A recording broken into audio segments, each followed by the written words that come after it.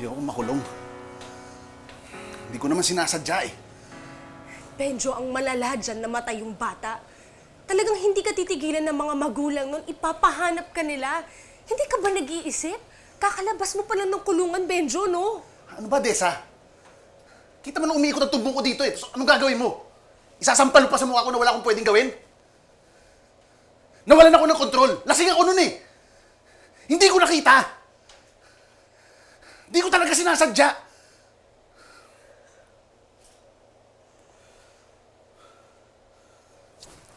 Ikaw kasi bakit hindi mo sinabi sa akin, ha? Hindi ka pwedeng makulong, Benjo, dahil wala na akong pampiyansa sa'yo. Ano yun, pati kaluluwa ko, ipapa 5-6 ko, ha? Malis tayo. Ibenta natin lahat, pati kotse. Ano ka ba? Sira ka ba? Kahit saan ka pumunta, hahanapin ka nila dahil yung nadisgrasya mong bata, yung pamilya na yan, mukhang may pera yan eh. Timon yung buhay to. Nung una si Wena, ngayon ito. Eh kung tumahimik ka kaya muna at mag-isip ka, dahil ang mga daga, mas nahuhuli sila kapag takbo sila ng takbo at maingay sila. Yun, nagigets mo ba yun? Eh ito, ha? Ilang lalaki sa Pilipinas ang putol ng daliri? Itong hinalaki ko. May record akong ganito ko.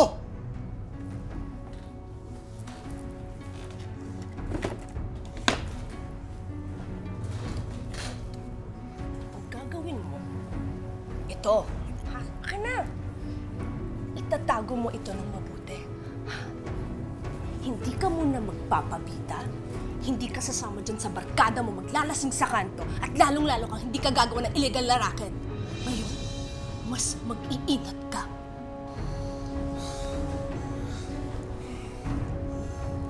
Salamat, Bea.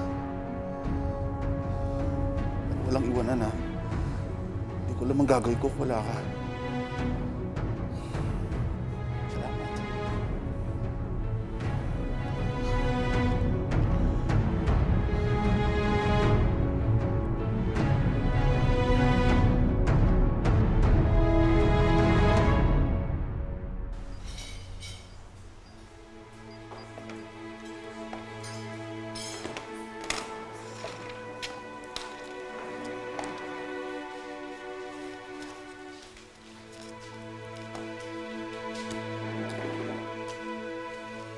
Wena! Oh, pagpasensyaan mo na ha. Hindi yan sweldo mo. Allowance lang yan. Salamat po. Nakakailang buwan ka na nga ba dito?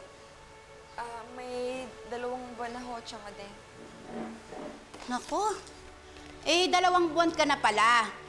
Darating na yung servidora ko galing Cagayan. Paano yun? Ilang linggo ka na lang dito?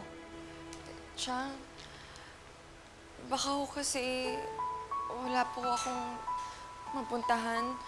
Baka naman ho pwedeng humingi ng kahit konting palugit. Talagang hindi ka na ba magkakabalikan at saka yung kinakasama mong lalaki? Yung Benjo.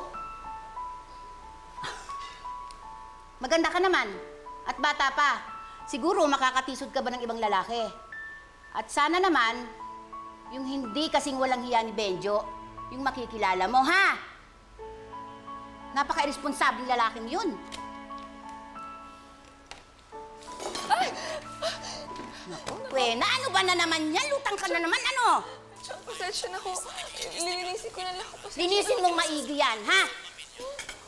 Kahit sa ilan, talaga naman.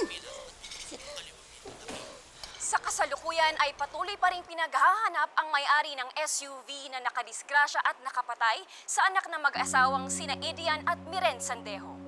Nananawagan ho kami kung sakaling may naka-witness sa aksidente nangyari. Tulungan niyo po kaming mahanap ang taong yun. Yung taong pumatay sa anak ko. He just killed her only daughter. He just killed her only daughter.